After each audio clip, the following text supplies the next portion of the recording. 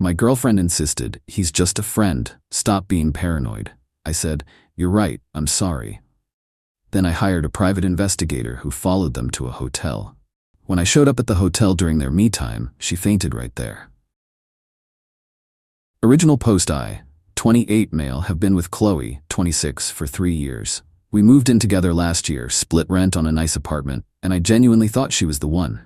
Until Marcus showed up. Marcus is her childhood friend who moved to our city 4 months ago. Suddenly she's having coffee with him twice a week. Study sessions for her master's program that he's helping with. Late night phone calls about his relationship problems. I tried talking to her about it multiple times. "Babe, I'm not comfortable with how much time you're spending with Marcus." She'd roll her eyes. "Seriously? He's like a brother to me. We've known each other since we were 12.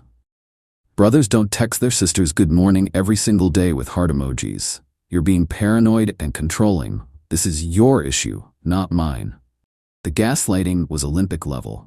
Every concern I raised got flipped into me being insecure, jealous, toxic. Her friends started giving me side-eye at gatherings. Apparently, I was the possessive boyfriend who couldn't handle his girlfriend having male friends. 2 weeks ago, she was getting ready for another study session. Designer jeans, full makeup, perfume I bought her for our anniversary. "You look nice for studying," I said. She snapped. "Oh my God, stop, just stop. I can't deal with your jealousy anymore. Marcus is just a friend. Either trust me or leave, but I'm done having this conversation." I looked at her, really looked at her. The anger in her eyes, the defiance. And I made a decision. "You're right," I said quietly. "I'm sorry, I trust you." She blinked, surprised, then smiled and kissed my cheek. "Finally, thank you, baby. I'll be back by 10. She left at 6 p.m. I waited exactly 5 minutes, then called a number I'd Googled earlier that day. Update 1. The PI, let's call him Ray, was a retired cop who looked like someone's grandfather. He took my case without judgment, just facts and timelines. 3 days of surveillance to start, he said. If they're having an affair, that's usually enough time to catch them. Day 1. Coffee date that lasted 3 hours. Lot of touching, laughing, her hand on his arm. Nothing conclusive, but definitely not sibling vibes. Day 2. She told me she was going shopping with her sister. The photos Ray sent showed her and Marcus at an art gallery holding hands. My stomach dropped. But I played it cool when she came home with shopping bags. Girl knew how to cover her tracks. "How's Rachel?" I asked about her sister. "Good. We found some great sales." I smiled and nodded while looking at timestamp photos of her kissing Marcus outside the gallery at 3:47 p.m. Day 3 was yesterday. She said she had a late lab at university. Ray followed them to the Marriott downtown. They checked in at 7:23 p.m. He got photos of them kissing in the elevator, his hand on her. Yeah, I sat in our apartment, staring at the photos on my phone. 3 years. 3 fucking years I'd loved this woman. Supported her through her dad's cancer scare. Helped her pay off her credit card debt. Introduced her to my family, who adored her. Ray texted, "Room 412. They ordered room service. Want me to keep watching?" "No," I typed back. "I've seen enough. Thank you." I had a decision to make. I could confront her when she came home, blow up, cry, beg, or I called my best friend Tyler. "I need you to be somewhere with me in an hour. Bring your phone and record everything." "Bro, what's going on?" "Qley's cheating. I'm about to handle it. I'll be there in 20. Update 2. Tyler picked me up, and we drove to the Marriott in silence. He knew better than to give me the "plenty of fish in the sea" speech. "Not yet." "You sure about this?" he asked as we pulled into the parking lot. "She made me think I was crazy," I said. "Turned her friends against me.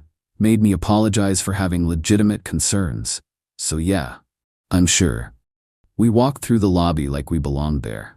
Elevator to the 4th floor. My heart was pounding, but my hands were steady. Tyler had his phone ready. Room 412. I knocked. Heard scrambling inside, whispers. Knocked again.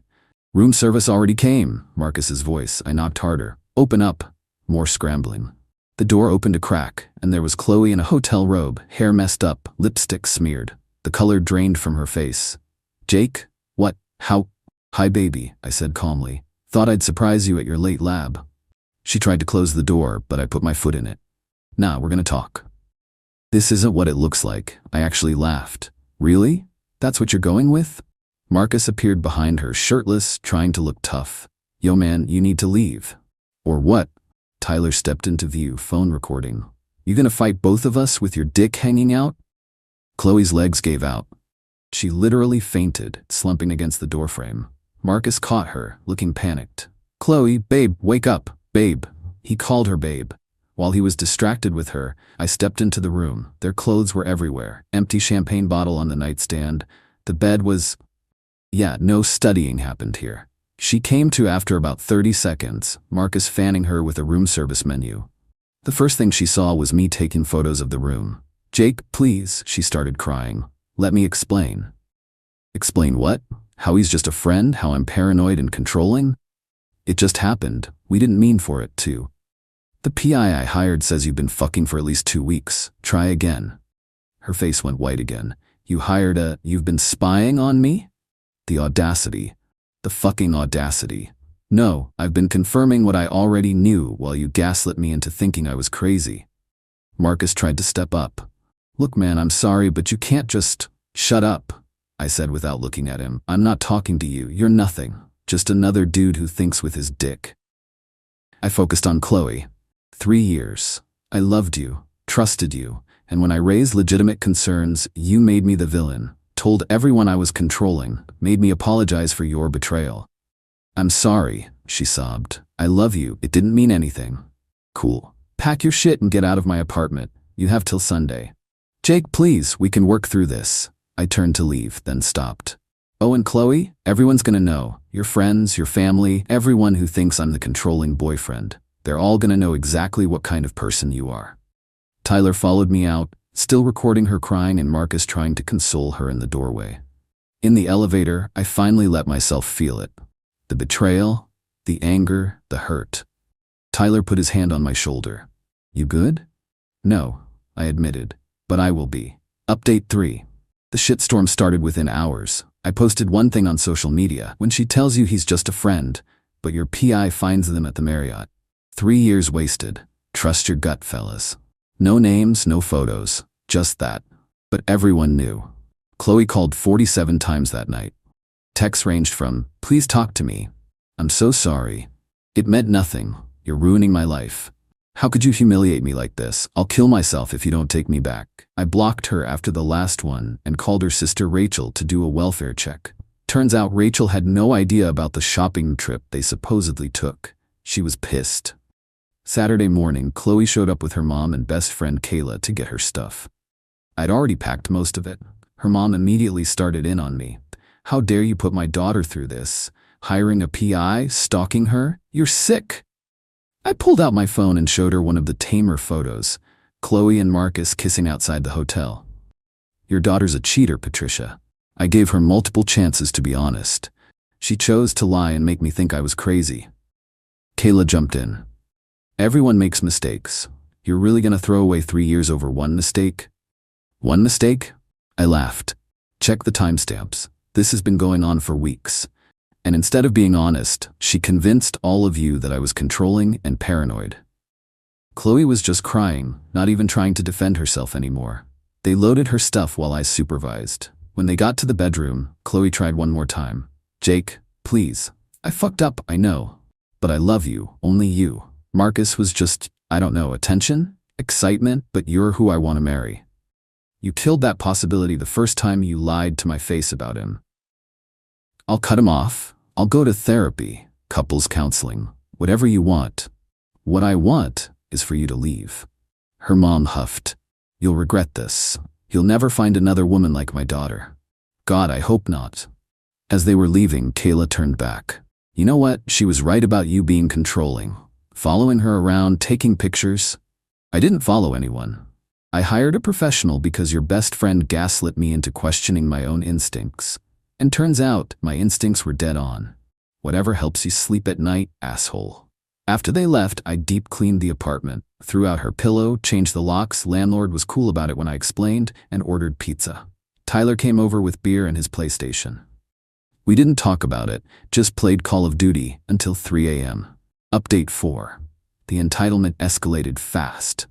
First, Marcus decided to reach out. This absolute walnut sent me a DM.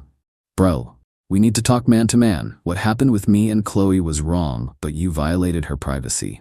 That's basically stalking. I'm thinking about pressing charges unless you delete those photos and posts. I screenshot it and sent it to my lawyer cousin. She laughed and said, "Tell him to pound sand." So I replied, "Press charges for what? Me hiring a licensed PI to confirm my girlfriend was cheating? Good luck with that. Also, bro, you fucked my girlfriend. We're not having a man-to-man anything. Lose my number." Then Qley's mom started a Facebook campaign. I shit you not, this woman posted, "My daughter is being harassed and stalked by her ex-boyfriend. He hired someone to follow her around and take pictures without her consent. This is abuse. Please share to spread awareness about controlling men who can't handle rejection." She tagged me. The comments were wild, half supporting her, half calling out the obvious bullshit. My mom saw it and went nuclear. Posted her own status. Interesting how Patricia Martinez considers hiring a PI to confirm infidelity stalking, but has no problem with her daughter cheating on my son for weeks while gaslighting him. The apple doesn't fall far from the tree. Maybe teach your daughter to keep her legs closed instead of playing victim. Mom's a savage when her kids are hurt. But the real kicker came yesterday. I got a letter from a lawyer. Qley's demanding 1. $200 for emotional distress. 2. Deletion of all photos and social media posts. 3. A written apology for defamation. 4. Half the security deposit from our apartment that I paid fully. I laughed so hard I almost choked on my coffee. My cousin took the case pro bono. Her response letter was beautiful. Ms. Rodriguez's claims are without merit. My client employed a licensed private investigator after reasonable suspicion of infidelity, which was confirmed. Truth is an absolute defense against defamation. Furthermore, Ms. Rodriguez has no claim to the security deposit as she is not on the lease. We recommend she cease all contact with my client or we will pursue harassment charges. But wait, there's more. Last night around 10 p.m. my doorbell rang. Camera showed Qley, drunk, mascara running. I talked through the speaker. "You need to leave. Please, just 5 minutes. I need closure." "You got closure at the Marriott." "I'm not leaving until you talk to me." "Cool, I'll call the cops." She sat on my doorstep for an hour, posted Instagram stories about waiting for the love of my life to forgive me, and true love means fighting even when it's hard. My neighbor texted, "Your ex is outside ugly crying. You want me to turn the sprinklers on?" God bless Mr. Peterson. Eventually her friend picked her up, but not before she left a letter under my door. 4 pages of word salad about soulmates, destiny, how Marcus meant nothing, how I'm her person, and how she'll wait forever for me to forgive her. Also included a list of everything she did for me in our relationship. Like that earns her a free cheating pass? This morning I woke up to 73 notifications.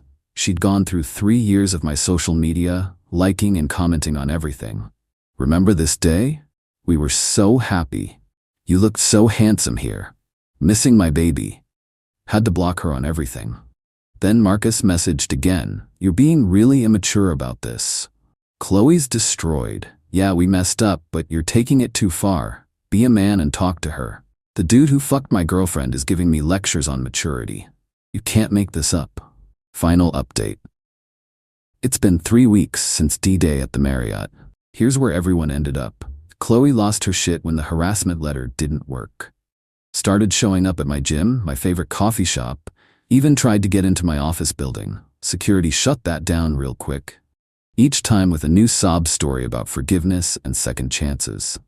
The restraining order paperwork was filed after she keyed my car. Yeah, she went full psycho. Camera in the parking garage caught her doing it while crying and saying, "You did this to us." $2,800 in damage to my paint job. Her mom called me saying I probably deserved it. And they wouldn't pay because I drove her to this. Cool. Filed a police report and insurance claim. They'll be going after her for the deductible. Marcus, meanwhile, tried to play hero. Posted his own social media sob story about how sometimes you fall for the wrong person and love doesn't follow rules. Bro forgot his profile was public and his girlfriend commented, "What the fuck is this about?" Turns out Qley wasn't the only one cheating.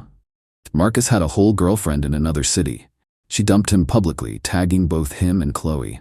The drama was chef's kiss. Qley's friend group imploded.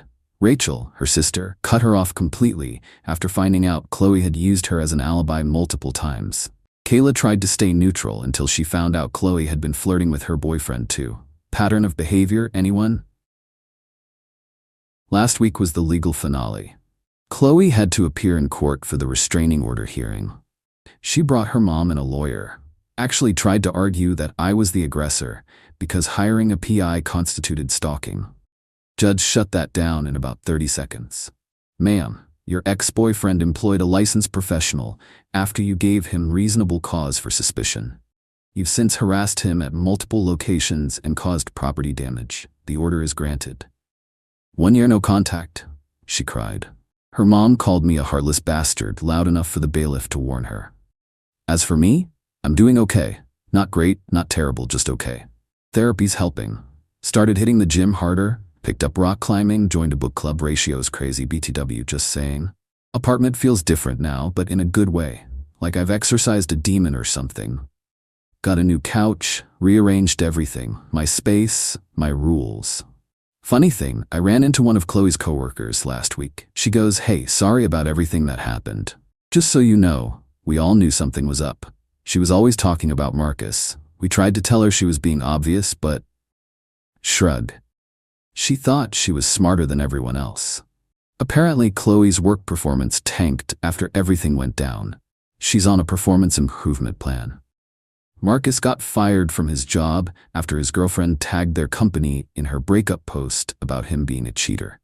Karma's beautiful sometimes. My trust issues are real now, not gonna lie. Downloaded dating apps, but haven't met anyone yet. Not really trying to. My therapist says that's normal, that I need time to process and heal. Mom checks on me every few days. Dad took me fishing last weekend and gave me the plenty of fish in the sea talk. Tyler's been a real one, dragging me out when I get too in my head. Got one last text from an unknown number yesterday. Qley using someone else's phone. I know you hate me, but I need you to know I'm in therapy now. Working on myself. I hope someday you can forgive me. You were the best thing in my life and I ruined it. I love you. I didn't respond. Showed it to my lawyer in case we need it for the restraining order violation. Here's what I learned. Trust your gut. When someone shows you who they are, believe them. And when they try to make you feel crazy for seeing the truth, that's when you know it's time to go. To everyone who messaged with support, thank you. To the few who said I went too far, respectfully, fuck off. She made her choices. I just made sure there were consequences. Time to close this chapter. Peace out, Reddit. Edit. Since some of you asked, yes, I kept the ring I'd been planning to propose with. Returned it, and used the money for the PI, lawyer fees, and a nice vacation to Cancun next month. Best investment pivot ever. During our family trip, my uncle snapped, "Stop acting like you belong with us. You never did." I laughed, took one final group photo, and quietly booked a solo flight home. 2 days later, his wife called me, apologizing, after they found I canceled their return tickets. Throwaway account for obvious reasons. I, 27M, have always been the extra in my family photos. My mom died when I was 4, dad remarried when I was 8, then died in a work accident when I was 16. My stepmom kept me around, mostly because my dad's life insurance paid for my stuff until college. Growing up, I was always invited to family stuff, birthdays, holidays, vacations, but there was always this feeling of, you're not really one of us. My stepmom's brother, my uncle, and his wife were the worst. They'd forget to set a place for me at holiday dinners, leave me out of gift exchanges, or say stuff like, "Wow, you our stepmom is so generous for taking care of someone else's kid." Like I'm right there? I dealt with it. Went to college, got an okay job in IT, built my own life. I stayed on decent terms with my stepmom and her family by extension. Every year they do this big family vacation, and every year I'm invited as an afterthought. I usually say no, but this year my stepmom had been in the hospital, gallbladder thing, and specifically asked me to come. She was like, it would mean a lot to have everyone together, and I felt bad saying no. So I said yes. Big mistake. The trip was to this beach resort, 5-day thing. I paid my own way BTW, split the rental house cost with everyone. From day one, things sucked. My uncle plus wife took the master bedroom without asking anyone. Their kids, 19F, 21M, got the next best rooms, and I got the crappy pull-out couch with the bar that digs into your back. Whatever, not worth fighting about. First 2 days I was basically ignored or treated like the designated photographer. Hey, take our picture. Can you grab more drinks? Typical stuff. I just dealt with it since I was mainly there for my stepmom. Day 3 we took this boat trip. Everyone was drinking, having fun. My uncle got super drunk and loud, as usual. They started talking about family stuff, showing my cousins old photos on their phones from when they were kids. Photos I wasn't in, stories from before I was around. I guess I looked kinda left out cause my stepmom said something like, we should show him some too, he's family after all. That's when my uncle lost it. Jesus Christ, can we have one ing conversation that isn't about making him feel included? He's not actually family. Stop acting like you belong with us, you never did. The boat got super quiet. My cousins looked at their feet, but didn't say anything. My stepmom started to speak, but my uncle talked over her. We're all thinking it. You were my sister's charity project after your dad died. Now you're just this hanger-on. We invite you out of obligation. I just laughed. Not even mad, just like, wow, finally someone said it out loud. I'd spent years trying to belong somewhere. I obviously wasn't wanted. You know what? You're right. I don't belong here. Never did. I went to the other side of the boat for the rest of the trip. Nobody came over to talk to me. Big surprise. When we got back to the house, I packed my stuff. Before leaving, I was like, hey, let's take one last group pic to remember the trip. My uncle rolled his eyes, but whatever, they all posed. I set the timer, got in the pic, smiled big, and after said thanks for the clarifying experience. Then I bounced. Took an Uber to the airport, got on the first flight home I could find, and blocked everyone except my stepmom. Sent her a quick text, heading home early. Don't worry about me. But here's the good part. Before I blocked everyone, I logged into the flight booking account. My cousin had asked me to handle everyone's tickets cause I know computers and could find deals. So I had all their confirmation #S emails, the whole thing. I didn't cancel their tickets. I'm not that much of a jerk. I just changed their return flights to the cheapest option. An overnight flight with a 7-hour layover in the completely wrong direction, landing at some tiny airport 3 hours from our city. Total travel time, like 19 hours for what should have been a 3 hours direct flight. And I upgraded myself to first class using the price difference LOL. Then I flew home, ordered a ton of Chinese food, and spent the rest of what would have been family vacation playing Elden Ring and sleeping in. 2 days later my phone blew up. My uncle's wife called again. I finally answered. What the hell did you do to our flights? She yelled. Huh? What do you mean? I said all innocent. Our return flights. They're completely changed. We have to leave at 11 p.m., fly to the wrong coast, wait 7 hours, then fly back on a tiny plane that doesn't even go to our airport. Your uncle missed an important meeting, the kids are exhausted, and your stepmom had to sit in a wheelchair for hours. That last part made me feel kinda bad. Didn't mean to mess up things for my stepmom. That's weird, I said. Must be a computer glitch. Those booking sites are super buggy sometimes. Your uncle knows you did this. He's furious. Well, he was right about one thing, I said. I'm not family. And since I'm not family, I'm not responsible for fixing your travel plans. Consider it a parting gift. I hung up feeling both awesome and guilty about my stepmom getting caught up in it. My phone's been going crazy since. My uncle left angry voicemails threatening legal action for fraud. Yeah, good luck, buddy. My cousin sent mixed messages, some mad, some kinda apologetic. My stepmom called twice, but didn't leave voicemails. Not sure what happens next, TBH. Part of me feels like I finally stood up for myself after years of being treated like garbage. Another part wonders if I went too far with the flight thing. I'll update when there's more. Edit asterisk since a bunch of PPL are asking, yes, I paid for my own flight and my share of the house rental. Everyone transferred me their money for the flights, but the booking was under my account. And yeah, I do feel bad about my stepmom getting caught in this, but she was right there when my uncle said that stuff and didn't really defend me. Sue. Update. First, thanks for all the comments and support in my original post. I wasn't expecting so many responses, and reading through them helped me feel less crazy about the whole situation. It's been about a week since everything went down, and there have been some interesting developments. The day after I posted, my stepmother finally left a voicemail. She sounded tired, not angry like I expected. I know you're upset, and you have every right to be. What your uncle said was cruel and untrue. I wish I had said something in the moment. Please call me when you're ready. I miss you. I sat on that for a couple days, not ready to engage. Meanwhile, my uncle was still on the warpath. He somehow got my work email, it's not hard to find, and sent a ranting message about how I'd revealed my true colors and confirmed what he always knew about me.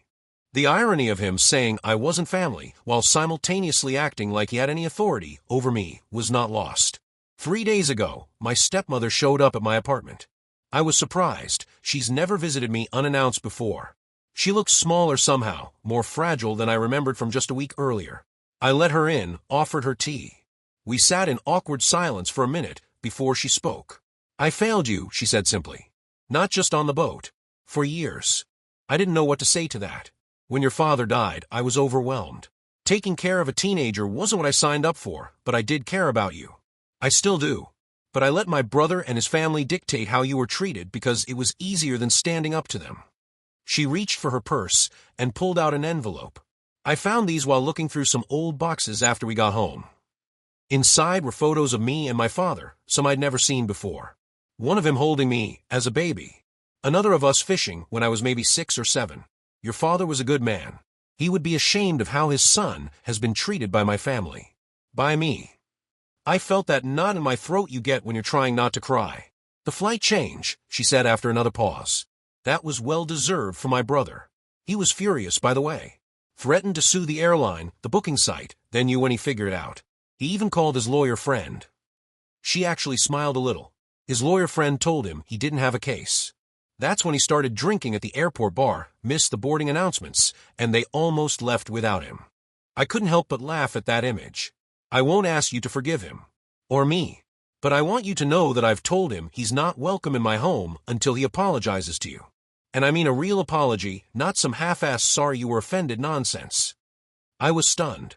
My stepmother had never stood up to her brother like that, at least not that I knew of. After your father died, I kept telling myself that keeping peace in the family was what mattered. I was wrong. You were my family too, and I let you down. We talked for almost 2 hours after that. Really talked, maybe for the first time ever. About my father, about the years after he died, about how isolated I'd felt. She listened, really listened. Before she left, she told me she'd paid my uncle back for his changed flight costs. He doesn't get to hold that over you, she said. Then she hugged me a real hug, not the awkward side hug I usually got at family gatherings. As for my uncle, he apparently told his wife I need to learn my place, and that no real nephew would do something so disrespectful. The man really doesn't get it, does he? My cousins have been surprisingly decent, though. My older cousin actually texted to say he always felt uncomfortable with how I was treated, but never had the guts to say anything. Too little, too late, but at least he acknowledged it. My uncle's wife called again yesterday, this time with a different tone.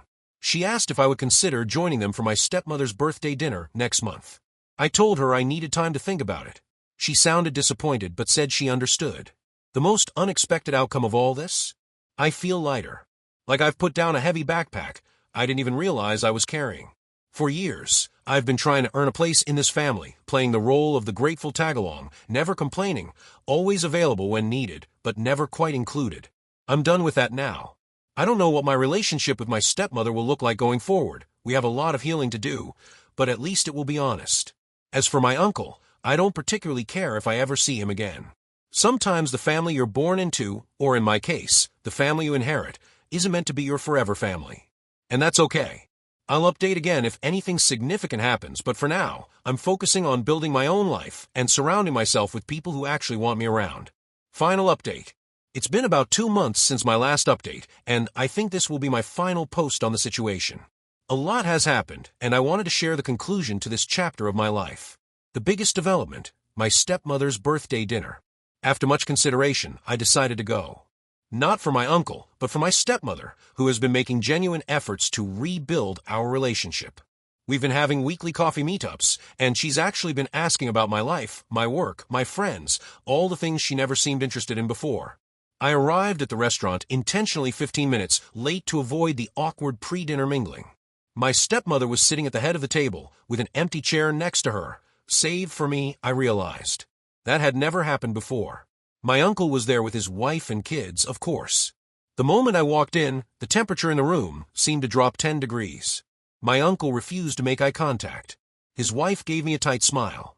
My cousins nodded uncomfortably. As I sat down, my stepmother squeezed my hand under the table. A small gesture, but meaningful. Dinner was tense, but civil. My uncle barely spoke, focusing intensely on his steak like it might try to escape if he looked away. About halfway through the meal, my older cousin surprisingly engaged me in a conversation about a new video game we both played. It was stilted but seemed like a genuine attempt. After the main course, before the cake, my stepmother clinked her glass with a spoon. "I want to thank everyone for coming to celebrate with me," she began. Standard stuff. But then she continued, "Family is complicated. Sometimes we hurt each other, intentionally or not. But true family acknowledges when they've been wrong and tries to do better." She looked directly at my uncle as she said this. He shifted uncomfortably in his seat. "I've been reflecting a lot lately on what family really means, and I've realized that it's not just about blood or marriage. It's about who shows up, who cares, who makes the effort." She turned to me then. "You've been more family to me than I deserved, especially these past few years. You check on me weekly, you helped me navigate my health insurance when I was sick, you even fixed my computer countless times without complaining." She smiled. "Well, maybe a little complaining." People laughed nervously. My uncle was now staring at his empty plate. "Anyway," my stepmother continued, "I just want to say thank you. And that I'm sorry it took me so long to appreciate what was right in front of me." There was an awkward pause before my uncle's wife surprisingly spoke up. "I think we all owe you an apology," she said to me. "What happened on the trip was just the most visible example of how we've treated you for years. It wasn't right." My uncle made a dismissive noise, and his wife shot him a look. "Some of us are still working on seeing that," she added pointedly. After the cake, as people were getting ready to leave, my uncle approached me. I braced myself. "My wife thinks I should apologize," he said stiffly. "But you don't think you need to?" I stated rather than asked. He frowned. "You changed our flights. Cost me a client meeting. Made us all miserable. And you told me I wasn't family after years of treating me like an unwanted houseguest. Seems like we're even." He huffed. "This is typical. You play the victim, everyone feels sorry for you, and suddenly I'm the bad guy." I just shook my head. "You still don't get it. I don't need your approval anymore. I don't need to be part of your definition of family. And I definitely don't need your half-assed non-apology." I walked away, said goodbye to my stepmother, and left before he could respond. The following week, my stepmother called to tell me my uncle had been grumbling to anyone who would listen about how ungrateful and disrespectful I was. The funny thing? Almost no one was taking his side. Apparently, my flight modification had become something of a family legend, with most people secretly thinking he got exactly what he deserved. So where does that leave things now? My relationship with my stepmother has improved significantly. We're not best friends, but there's a new honesty between us that feels healthy. She recently asked if I would help her sort through some of my father's old things that she'd kept in storage, something she'd never offered before. My cousin, the older one, and I have exchanged a few texts about non-family stuff. It's surface level, but it's something. As for my uncle, I've decided he doesn't get to take up space in my head anymore. He's made it clear he's not interested in changing, and I've made it clear I'm not interested in pretending. The most important change has been internal. I've stopped seeking validation from people who were never going to give it. I've reconnected with friends I'd neglected while trying to force my way into a family that didn't want me. I even started dating someone new, and for the first time, I'm not anxiously wondering if they'll think I'm too much or not enough. Sometimes the best revenge isn't some elaborate scheme, though the flight change was pretty satisfying, I can't lie. Sometimes it's just moving on and building a life so good that those who hurt you become irrelevant. That group photo I took before leaving the beach house? I found it on my phone the other day. Everyone's smiling except my uncle, who looks annoyed, and me, who has this weird, knowing look, like I'm already gone. I considered deleting it, but instead I archived it. A reminder of the moment I finally stopped trying to belong where I wasn't wanted. Life's too short to chase approval from people who never wanted to give it in the first place. Thanks for coming along on this journey with me, Reddit. Your support made a difference. After I saved her company, working 80 hours a week for 2 years, my girlfriend paid me $50,000 and kicked me out for her ex. She replied, "It's just business." Then I joined their biggest rival, taking some of her main distributors. They were left frantically calling as their company's values slowly evaporated. I'm 32, male, and I'm writing this from a hotel room that smells faintly of lemon-scented despair. It's 2 in the morning, The witching hour for bad decisions and brutal honesty. And man, have I got a story that's been eating me alive. It all started with a woman. Of course it did. Her name was Alara. When I met her, she was this whirlwind of ambition and chaos. She just inherited her father's company, Golden Harvest. It was a respectable artisanal food business, but it was completely stagnant. I saw the potential, and I saw her. For a while, that was enough. For 2 straight years, I poured everything I had into that company. My background is in logistics and market strategy, exactly what Golden Harvest needed. I'm talking 80-hour weeks. I redesigned their entire distribution network from the ground up. I personally forged relationships with every new distributor. I was the silent partner, the engine in the back room. We never had a formal contract. We had love, or so I thought. Our payment was whispered promises about our future, and whatever profit the company made, we just poured it right back in. And it worked. The company's valuation tripled. We were on the verge of a massive expansion. Then 2 weeks ago, I came home to our apartment, the apartment I paid the security deposit on, and it just felt off, too clean, sterile. My favorite, worn-out armchair, gone. In its place was this sleek black leather thing that just screamed, I have more money than personality. Alara was in the kitchen, swirling a glass of wine. She didn't even look at me. And right then, I knew. I need you to move out, she said. Her voice was as crisp as a new $100 bill. I think I just stared. My brain was still trying to switch from long day at work mode to what the hell is happening mode. Move out, what are you talking about? This is my home. It's my apartment, Liam. She finally looked at me. Her eyes were cold, like I was a stranger.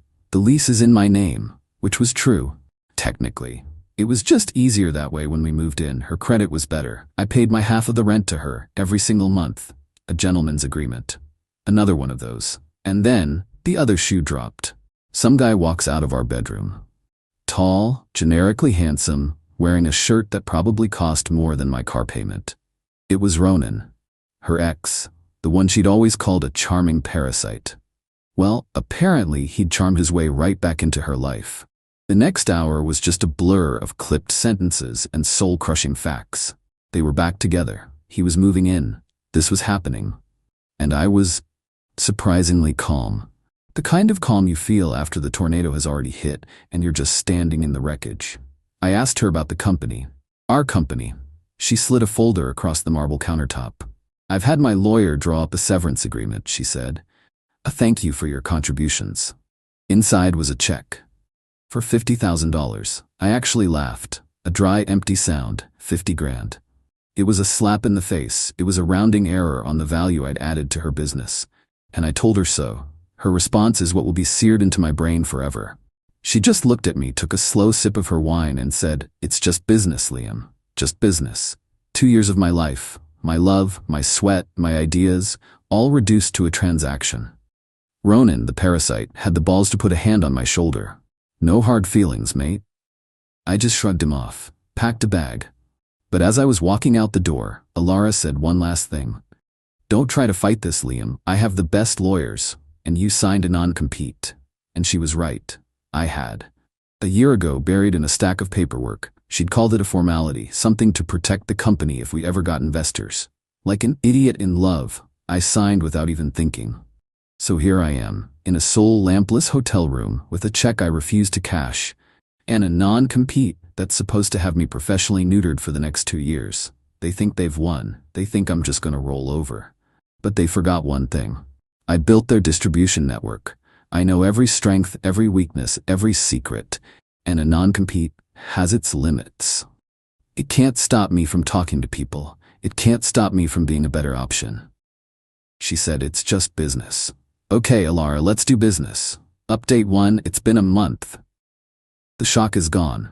Now it's just cold, clear focus. That check is still on my desk, a constant reminder. A motivator. First thing I did? I got a lawyer. Not some slick corporate shark like Alara would hire. I found a grizzled old bastard named Marcus who lives for employment law. I told him everything. He chewed on his pen, looked at the non-compete and said, this is broad. Too broad, maybe. But fighting it head on, you'll go broke. She has deeper pockets. So what's the move? I asked. He gave me this slow, wicked smile. You don't compete, he said. You cooperate with her biggest rival. Golden Harvest's main competitor is a company called Terravita. They're bigger, more established, but they've been losing ground to Golden Harvest's recent growth. They have the money, but they lack the agility. They lack the relationships. I knew a guy there, David. Met him at a few trade shows. I took him out for a beer. I didn't say a word about Alara or Golden Harvest. I just talked about the industry, new distribution models, untapped markets. I gave him a little taste of what I could do. 2 days later, Terravita's head of operations called me. We had a meeting, then another. They made me an offer. My official title, Regional Accounts Liaison. It's deliberately vague. My job description is simple. Build relationships. And here's the beautiful, totally legal loophole. My non-compete says I can't work in product development, marketing, or sales strategy. It says nothing about being a glorified relationship builder. And it definitely doesn't stop me from having a friendly chat with distributors I already know. The day I signed with Terravita, I started making calls. Not to poach, not to badmouth anyone, just to catch up. Hey, it's Liam, I'd say. Yeah, I'm over at Terravita now, just wanted to see how things are going on your end. And then, I would just listen. I'd listen to them complain about Golden Harvest's new ordering system, a clunky mess Ronan had insisted on. I'd listen to them vent about late deliveries, because, well, the guy who knew all the shortcuts was suddenly gone. Then, and only then, would I casually mention Terravita's new, streamlined ordering portal, or their perfect on-time delivery record. I didn't steal a single distributor. They started coming to me. First, a small, independent chain out in the Midwest. They were bleeding money from Golden Harvest screw-ups. I got them a trial run with Terravita. A week later, they signed an exclusive contract. Then a bigger one followed, and another. Last night, I got a call from a furious Alara. I let it go to voicemail. It was just a rambling mess of threats and accusations. She sounded panicked. Then Ronan, the parasite, sent a text. You think you're clever. You're playing with fire. Alara will sue you into the ground. I sent him back a simple reply. It's just business. They're right about one thing. I am playing with fire. This is a huge gamble. But for the first time in a long time, I feel like I'm holding all the cards. Update 2. 3 months in. The trickle of distributors leaving Golden Harvest has become a flood. My new life is a blur of flights, meetings, bad coffee, but it's a good blur, a productive one. I've brought over 5 of Golden Harvest's key distributors. We're talking nearly 40% of their business. And my lawyer, Marcus, has checked every email, every contract. I haven't broken a single clause of that non-compete. Legally, I'm a ghost. Of course, if the lawsuit arrived. Thick package, intimidating, full of empty threats, theft of trade secrets, breach of duty, nonsense designed to scare me, to bleed me dry. But here's the turn I didn't see coming. Terravita's legal department, a team of absolute killers in $1,000 suits, stepped in. They saw Alara's lawsuit for exactly what it was, a desperate, pathetic attempt to stifle competition. So they didn't just defend me. They countersued Golden Harvest for anti-competitive practices and frivolous litigation. They went on the attack. But Ronan doesn't play by the rules. He decided to get personal. I got a call from my sister last week. She was a mess. Ronan had called her. Fed her some sob story about how I was a jealous ex trying to destroy Alara's life's work out of pure spite. He twisted everything. And then, and this is what made my blood run cold, he hinted that I had a history of instability. He was trying to poison the well, isolate me from my own family. It all came to a head last week. I was in my hometown for my nephew's birthday. We were at a park, a place with nothing but good memories. And who shows up, like a bad smell on a summer breeze? Alara and Ronan, a calculated ambush. We need to talk, Alara said. She looked tired. The strain was showing. I don't think we have anything to talk about, I said, keeping my voice level. My nephew was right there watching. You're destroying my company, she said, her voice trembling. Your company was doing just fine, I shot back, until you replaced your most valuable asset with a parasite. I nodded at Ronan. He stepped forward, his face a mask of fake sincerity. Look, Liam, we can make this right. Alara's willing to offer you a more substantial severance. Just come back, help us fix this. The audacity, it was breathtaking. They kicked me out of my home, try to ruin me, and now they want to offer me a few more bucks to clean up their mess? I just looked at him. You want me to come back? After you threw me out of my own home? After you called my family and tried to ruin my reputation? It was a mistake, Alara whispered, and for half a second I saw a flicker of the woman I used to love, real regret. But then Ronan put his arm around her, smiled that smug smile. What she means is, we're willing to be the bigger people here. And that's when I snapped. Not loud, quiet, precise, devastating. You want to talk about being the bigger person? My voice was low. Okay, let's talk about the Golden Harvest Foundation, the little charity you and your father set up, the one you've been funneling money through to dodge taxes, the one that has a consultant on its payroll who just happens to have the same name as your ex-boyfriend. The color drained from Alara's face.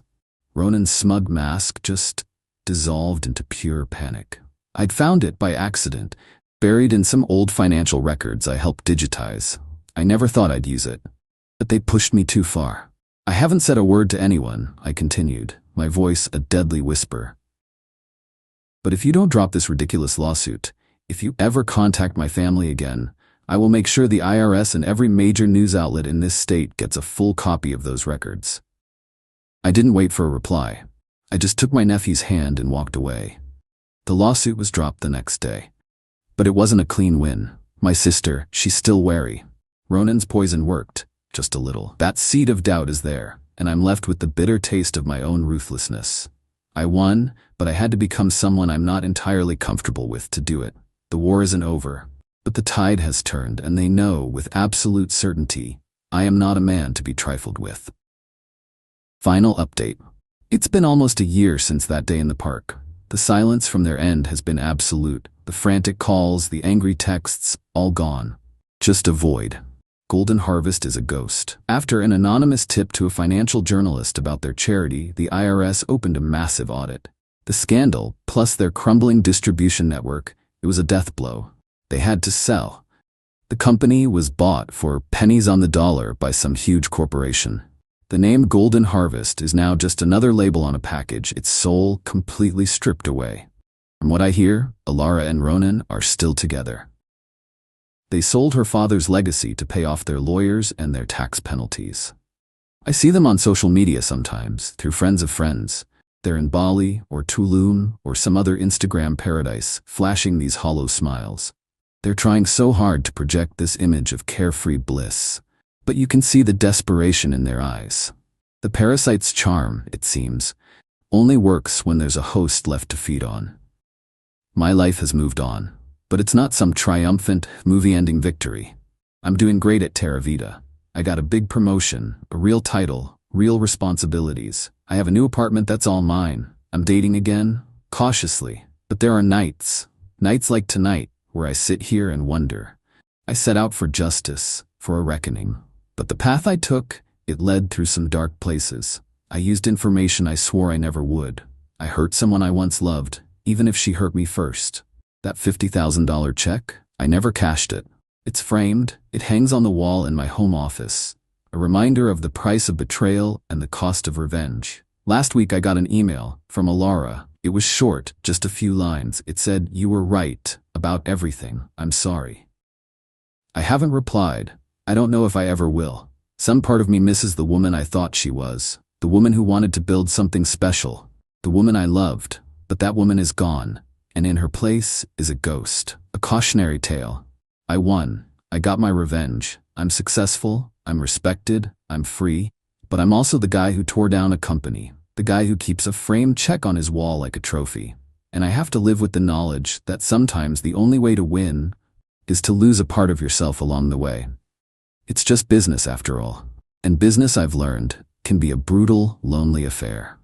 I caught my girlfriend lying about her late-night work calls. I stayed quiet. Then I followed her one night. What I saw left me shaking. I, 29 male, don't usually post on Reddit, but I'm reeling and need this out. My girlfriend, Alice, 28, and I have been together 3 years, living together for 1. It was good, or so I thought. She's ambitious, works in marketing. I admired that. About 3 months ago, the late-night work calls began. Her company was prepping a new product launch. Crunch time, she said. These calls around 9 or 10 p.m. were always in the spare bedroom, door closed, voice hushed. If I walked by, she'd clam up or wave me away. Super confidential, NDA stuff, she'd explain. I mostly believed her, but something felt off. The frequency, the secrecy.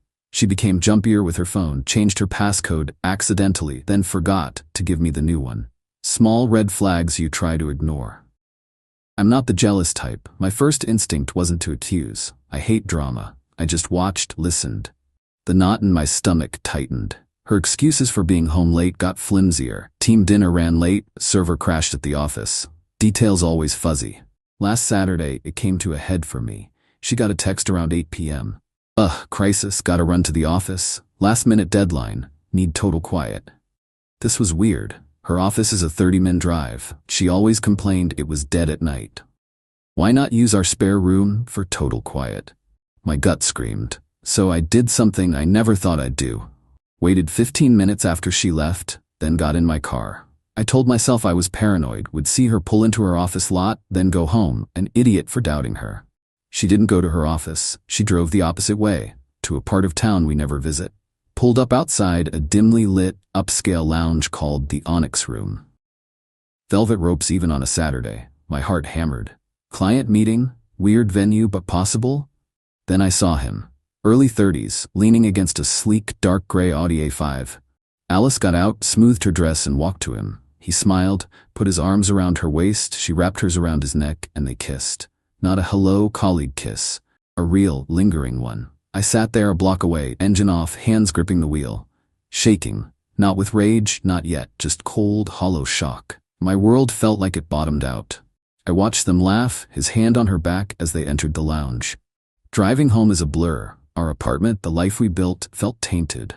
Her side of the bed, her expensive scented candles, her world's best GF mug. She came home around 1 a.m. humming, said the presentation went great. I grunted, pretended to be asleep. Haven't said a word. What now? Part of me wants to scream, to throw her stuff out. But a colder, quieter part urges me to wait. Think, be smart. She betrayed me, lying to my face daily. That can't stand. I need a plan, not a hysterical outburst. If she can be calculated, so can I. Any advice, Reddit?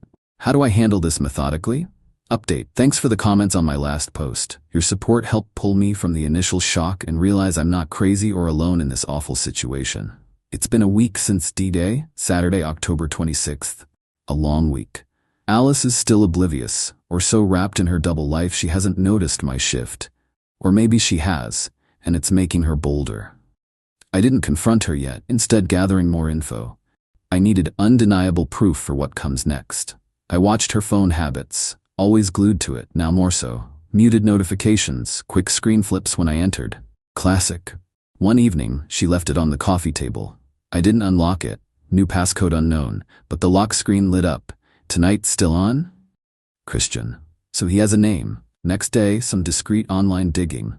Alice mentioned a new hotshot consultant, Christian, on her big project. A quick search for his name plus her company yielded a professional networking profile. Matched the guy at the Onyx Room. Dark hair, smug smile, and a photo by a car like that Audi A5. Bingo. Alice's entitlement this past week has been astounding. Like her secret affair made her feel owed more. Example, Wednesday. I made pasta. She waltzed in an hour late. Her, oh, you cooked. Cute. Doesn't look. Sorry, late call with Christian. He's a genius, but talks your ear off. Nailing Q1 projections. Me, internally, no problem. Her, actually, not hungry. Christian and I grabbed tapas while we worked. You'd hate it, too fussy. She then told me I should make more effort with my appearance for her high-powered networking. The audacity. I just nodded. Good tip. Watching her scroll, oblivious as I mentally dissected her lies. Another gem. Friday. Asked to borrow $500. Her, credit card payment due, bit short. Client dinners, new work clothes for the project. Me savings. Her, don't be difficult, Ethan. It's for us. Indirectly. The better I do, the better our future. Besides, Christian often picks up tabs I need to reciprocate. I gave her the money, not as a pushover but for the record. Online transfer. Loan as requested. It's beyond lying. It's casual disrespect, assuming I'm a fixture to be used and duped. She's become more demanding, critical, while spinning this deceit. Testing boundaries. The late-night work calls with Christian continue. Sometimes I hear her laugh. That soft, intimate laugh once for me. That stings. For a moment, cold anger wavers, and I just feel sad. But sadness doesn't last. Grim determination takes over. My plan is forming. Beyond just breaking up, it's making sure she understands the consequences, and Christian too, if possible, in a clear legal way. I've started separating finances.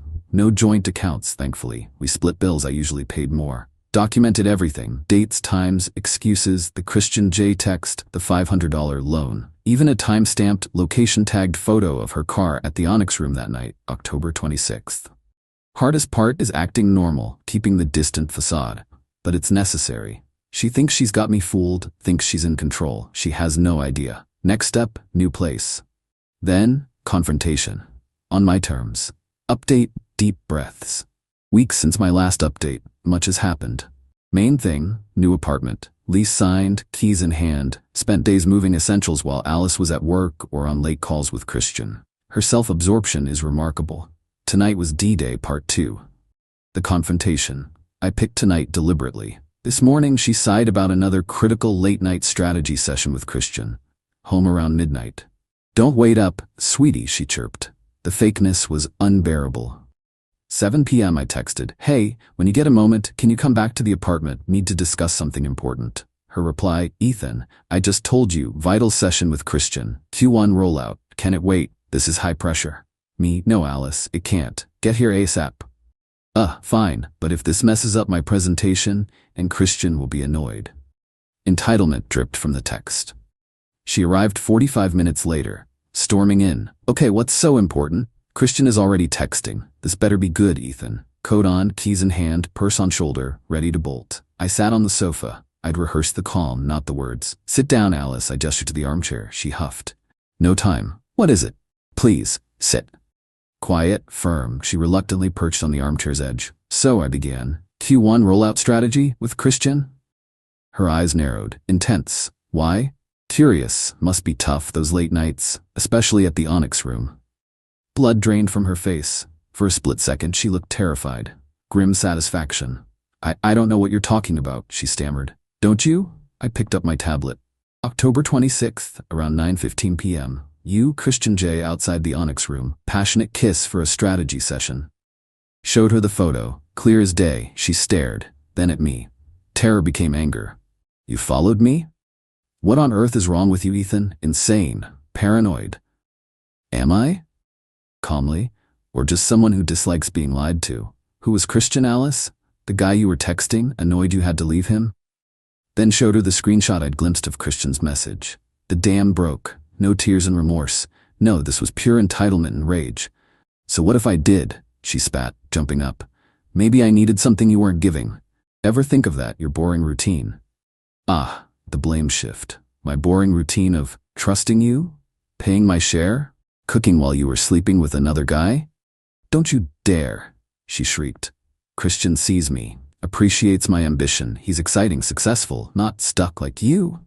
Is that why you borrowed $500 from Stuck Me weeks ago?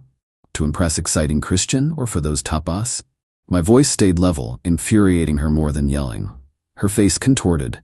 "You're twisting everything. Christian and I have a connection. It just happened." "Oh, I understand perfectly," I said, standing. "You're a liar and a cheat, and we're done." "Done?" She gave a short, disbelieving laugh. "You can't be serious. Ethan, our life. You'll throw it away for one little indiscretion? One you cultivated for months, lying daily? Yes. You'll regret this," she hissed. "Crawl back. Christian is 10 times the man you are." Good for Christian. I pulled 2 suitcases from the hall closet I'd bought last week, threw them before her. "He can have you.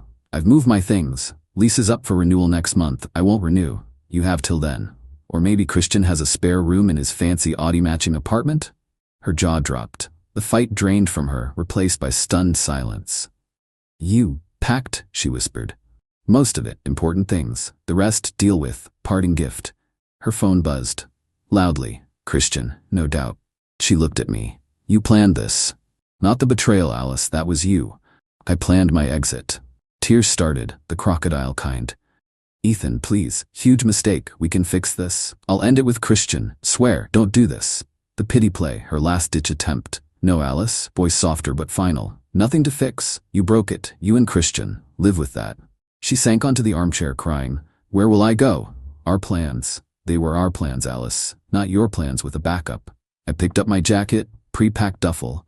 I'll forward my new address for mail, or rather, so you know where not to come. Walked out, didn't look back. Her phone buzzed again. Probably Christian, wondering where his vital session partner went. Let them have each other. Relief closing my new apartment door was immense. Small, a bit bare, but mine. And honest. Not over, I know. Fallout with friends, the apartment. But the hardest part, done. I took back control. She thought she was playing me. Turns out, I'm a strategist too. Update. Hey all, about a month since I confronted Alice and walked out. Many asked for a final update. It's been educational. The immediate aftermath was messy. Alice went through stages. First, desperate apology barrage. Texts, voicemails, emails. I miss you, biggest mistake, Christian meant nothing, please let's fix this. Relentless for a week, I mostly ignored them. My replies were brief, it's over Alice, respect my decision. Her apologies always included blame for me. I know I messed up, but you were so distant. Right, my fault. Entitlement never sleeps. Then, anger and blame. Apologies failed, so angry voicemails began. How I was cruel, humiliated her, tricked. Galling message. You owe me half the rent. Can't leave me high and dry. Reminded her the lease was in both our names, she could find a roommate or cover it, as I was my new rent. Reminded her of the unpaid $500 loan. Funny she forgot. The Christian situation resolved itself typically. Once Alice was single and the thrill gone, he cooled off. Fast. Alice, in a bitter text, likely meant for a friend, said Christian told her he wasn't looking for anything serious. Their work dynamic got complicated. Mr. 10 times the man used her for fun, then bailed on the drama. No surprise, good riddance. Heard their work collaboration fizzled awkwardly too. Serves them right. Mutual friends and narrative. I worried she'd spin the story. She did. Told friends I was distant, controlling, ended things over a misunderstanding, was vindictive. My quiet facts paid off. No smear campaign. When friends asked, I calmly said, she had an affair with Christian. Found out October 26th, I ended it. Truth. Being level-headed and her story changing, people believed me. Some sided with her, fine. Most distanced themselves. Justice wasn't ruining her life, but truth's natural consequences. Her victim play fell flat. Actions spoke louder. One friend, Hannah, who Alice tried to badmouth me to, called Alice out. Ethan isn't like that, Alice. What really happened? Small victory. The apartment. She scrambled. Couldn't afford it alone after her expensive networking with Christian. Last I heard, she moved to a smaller, less glamorous place, complaining to anyone how unfair it was. Entitlement, a renewable resource. Texted asking me to co-sign a new lease. Credit shot. Audacity, replied, no. My revenge. No grand scheme. My revenge was calm, refusing screaming matches or blackmail, methodically detaching my life, letting her witness the consequences. Showing her and others her deceit had a price she had to pay. Most satisfying wasn't her pain, but my peace. Knowing I handled it with dignity, self-respect intact. Feels incredibly good. She played dirty, manipulated, blamed, it didn't work. Truth, calmly presented, is powerful. She thought she held all the cards, but her house of lies was waiting to fall. Moving forward, doing okay, better actually. First weeks in the new apartment were a bit lonely. Breaking a 3-year habit isn't easy. Moments of sadness, anger, the grief cycle.